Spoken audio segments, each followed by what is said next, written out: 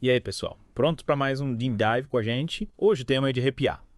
O complexo industrial da vigilância. É isso aí. Aquela sensação de que tem sempre alguém de olho, sabe? É tipo um Big Brother Globo. Exato. E a gente vai desvendar essa teia. Você já parou para pensar para onde vão seus dados na internet? Quem tem acesso a eles? Pois é, a gente nem imagina a quantidade de informação que circula por aí. E quem controla tudo isso, né? E hoje a gente vai entender como essa vigilância toda se transformou num negócio bilionário. Quem são os players, como eles operam e qual o impacto disso na nossa vida. A gente mergulhou fundo nesse tema, viu? Tem documentos ultra secretos, entrevistas com especialistas, exemplos práticos de como esse sistema funciona. A ideia é te dar um panorama completo para você entender como tudo isso funciona e, quem sabe, até se proteger nesse mar de dados. Boa. Então vamos começar do começo. O que é esse tal complexo industrial da vigilância? Bom, imagine a NSA, aquela agência americana super secreta, sabe? Ah, tipo a CIA. Isso, só que mais focada em comunicação. Então, imagine a NSA unindo forças com empresas privadas para coletar dados em massa. Tipo, as empresas entregam nossos dados para eles. A coisa é complexa.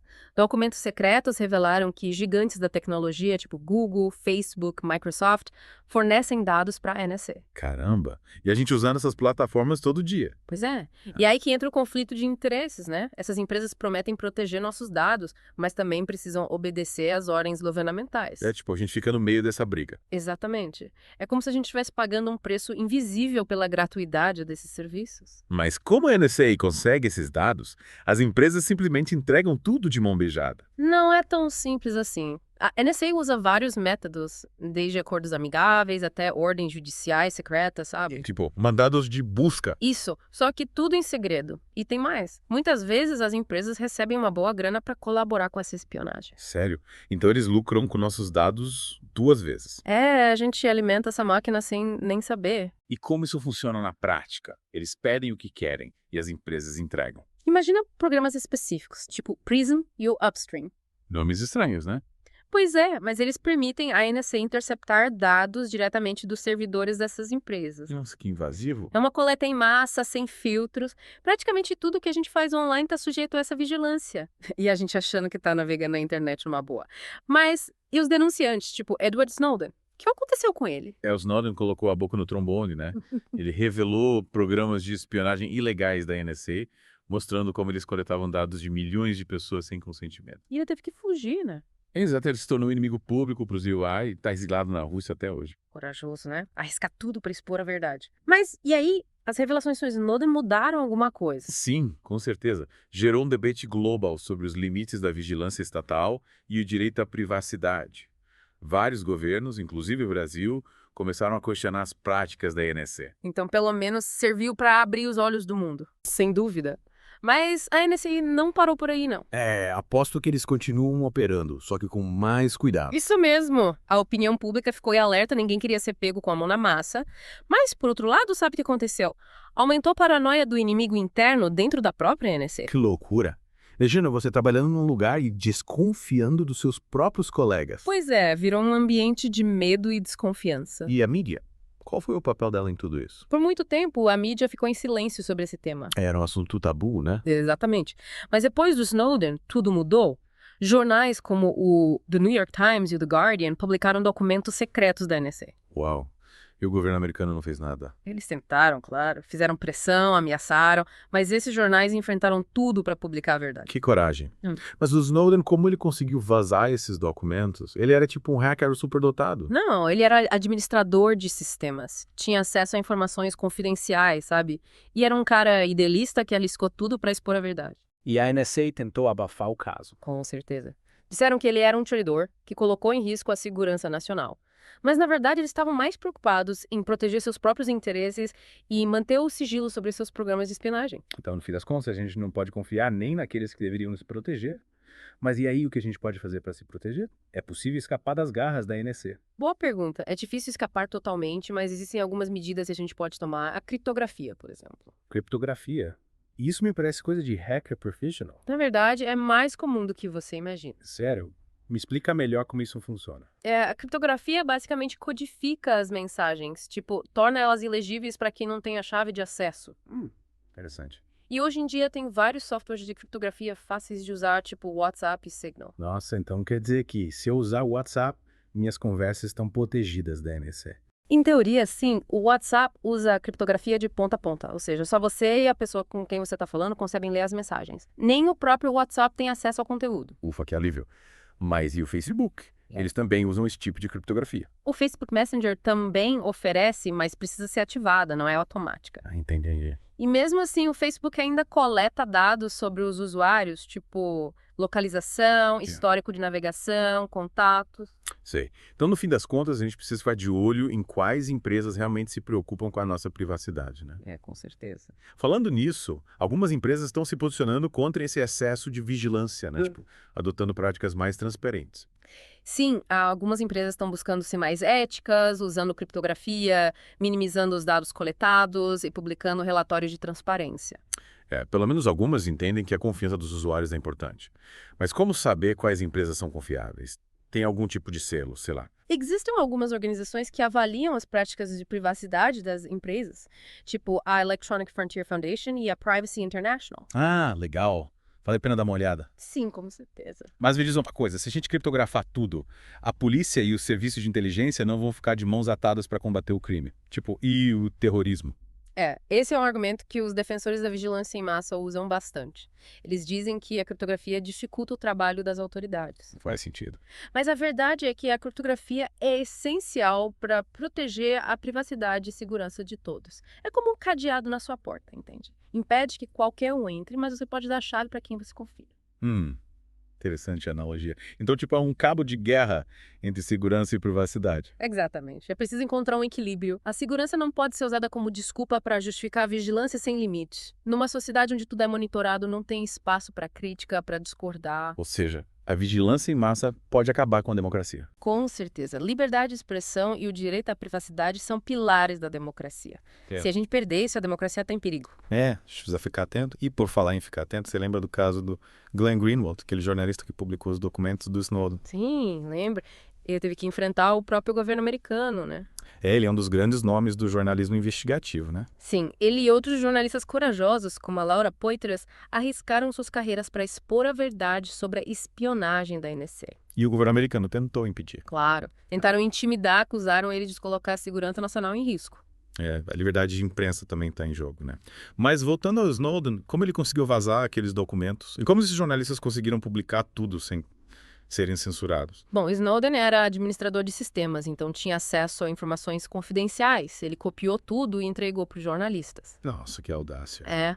E a publicação foi possível por causa da primeira emenda da Constituição americana, que garante a liberdade de imprensa. Ainda bem que eles têm essa proteção. Mas não deve ter sido fácil, né? Não, eles enfrentaram muita pressão, mas lutaram para que a verdade fosse publicada. Luta pela liberdade de informação nunca é fácil. E na NCC, aprendeu alguma coisa com essa história toda? Eles continuam operando, mas tiveram que se adaptar. A vigilância em massa está sob os holofotes agora. O mundo tá de olho. Mas, ironicamente, a própria NCC já foi vítima de hackers, né? É verdade. Roubaram dados da agência que foram usados para ataques de ransomware. Nossa, que virada. O feitiço virou contra o feiticeiro. Mas falando sério, o que a gente pode fazer para se proteger desses ataques? A gente já falou de criptografia, mas tem mais alguma coisa? Manter os softwares atualizados, usar senhas fortes, ativar a autenticação de 2 fatores. Exato. E cuidado com links, suspeitos, e-mails de gente que você não conhece, downloads de sites estranhos. A gente precisa ser esperto. E backups. Faça backups regulares dos seus arquivos importantes. Verdade. Backup é essencial. Já pensou perder tudo por causa de um ataque? É melhor prevenir do que remediar. E a gente precisa ficar de olho nas novas tecnologias, porque surgem novas ameaças digitais a todo momento. A inteligência artificial, por exemplo, está sendo usada para criar deepfakes. Deepfakes? Que nome estranho. O que é isso? Imagina um vídeo seu dizendo ou fazendo coisa que você nunca fez, mas parecendo totalmente real. Isso é um deepfake. Caramba, que bizarro. E para que serve isso? Pode ser usado para manipular a opinião pública, espalhar notícias falsas, destruir a reputação de alguém. Nossa, que perigo. Então a gente não pode mais acreditar em tudo que vê na internet. É preciso ter senso crítico, checar as fontes antes de compartilhar qualquer coisa. Verdade. E por falar em manipulação, você sabia que a NSA não espiona só governos e terroristas. Eles também coletam dados de ativistas, jornalistas e até cidadãos comuns. A NSA usa programas de vigilância em massa para monitorar as comunicações de milhões de pessoas no mundo todo. Mas eles justificam isso dizendo que é para combater o terrorismo. Mas a verdade é que eles estão criando um estado de vigilância global onde ninguém está a salvo da espionagem. Parece que estamos vivendo num filme de ficção científica, tipo 1984. E as empresas? Qual o papel delas nisso tudo? Algumas colaboram com a NSA, seja por medo ou por interesse financeiro, mas outras estão resistindo e defendendo a privacidade de seus usuários. Tem bem que tem gente do lado certo. Mas, sinceramente, como a gente pode enfrentar a NSA? Eles são tão poderosos. A luta pela privacidade é difícil, mas não é impossível. A união faz a força. Juntos somos mais fortes. Quando as pessoas se unem e lutam pelos seus direitos, os governos são obrigados a recuar. E a gente não pode se esquecer do poder da desobediência civil, né? Verdade. Protestos pacíficos, boicotes. Essas ações podem ter um grande impacto. A gente precisa se manifestar. Mas, no fundo, você acha que a gente vai conseguir vencer essa batalha contra a vigilância em massa? A tecnologia está cada vez mais avançada e os governos cada vez mais autoritários. Olha, eu sou otimista. A história mostra que as pessoas sempre lutaram pelos seus direitos e liberdades. A esperança é a última que morre. Exato. E a gente precisa usar todas as ferramentas que a gente tem. Criptografia, desobediência civil, ativismo digital, para proteger nossa privacidade e garantir um futuro onde a liberdade e a democracia prevaleçam. É isso aí. A gente não pode se deixar intimidar. A gente precisa lutar por um futuro livre e democrático, onde a privacidade seja um direito de todos. A gente precisa lutar, é isso aí. E você lembra que a gente falou do complexo industrial da vigilância lá no começo? Sim, lembra aquela rede de empresas e agências de governo que lucram com a nossa falta de privacidade? Isso. E esse complexo não para de crescer, né? Cada dia surge uma empresa nova, uma tecnologia nova. Um mercado bilionário, né? Que se alimenta do nosso medo, da nossa necessidade de segurança.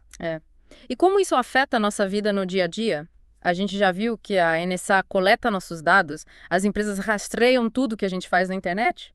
Mas e aí tem mais? A gente está sendo monitorado o tempo todo, em todo lugar. Câmeras, sensores de reconhecimento facial, dispositivos de rastreamento. Nossa, tipo, 24 horas por dia. E tudo isso para coletar dados sobre a gente, sem a gente saber, sem a gente permitir. Mas pra quê? Só pra vender produtos. Não só isso.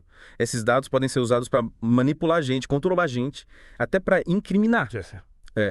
Governos autoritários, por exemplo, podem usar esses dados para perseguir quem discorda deles.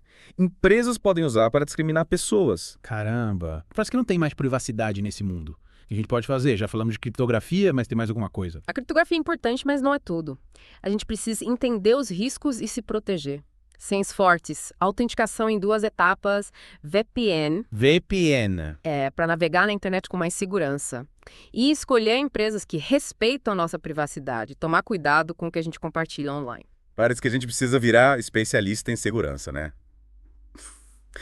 Mas e na política, o que a gente pode fazer? A gente precisa se mobilizar, cobrar dos políticos, exigir leis que protejam a nossa privacidade, controlar as agências de inteligência. A gente precisa lutar pelos nossos direitos. E a imprensa tem um papel fundamental nisso tudo. Para denunciar os abusos. Exatamente. Jornalistas como Glenn Greenwald e a Laura Poitras, que revelaram a espionagem da NSA, são muito importantes para a democracia. Verdadeiros heróis. Mas o que a gente pode fazer além de votar e se proteger? A gente precisa se engajar, participar de debates, conversar com as pessoas sobre os perigos da vigilância em massa, apoiar organizações que lutam pela privacidade. A união faz a força. Exatamente. A gente não pode se acomodar a achar que a vigilância em massa é normal. A gente precisa lutar por um futuro onde a privacidade seja respeitada, onde a tecnologia seja usada para o bem. É isso aí. Um futuro com liberdade e democracia. É isso aí. E a gente não pode perder a esperança. A gente precisa ter coragem para enfrentar os desafios e lutar por um futuro mais justo, mais livre para todo mundo. Concordo. E a gente precisa começar agora. Obrigado por compartilhar seus conhecimentos com a gente, por nos inspirar a lutar por um futuro melhor. Eu que agradeço o convite. É importante que as pessoas entendam o que está acontecendo e se engajem nessa luta. Juntos, a gente pode fazer a diferença. É isso aí. E com essa mensagem de esperança, a gente encerra nosso mergulho no mundo da vigilância. Esperamos que vocês tenham gostado e que estejam prontos para lutar por um futuro mais livre. A gente se vê no próximo episódio. Até lá, fiquem ligados e protejam sua privacidade.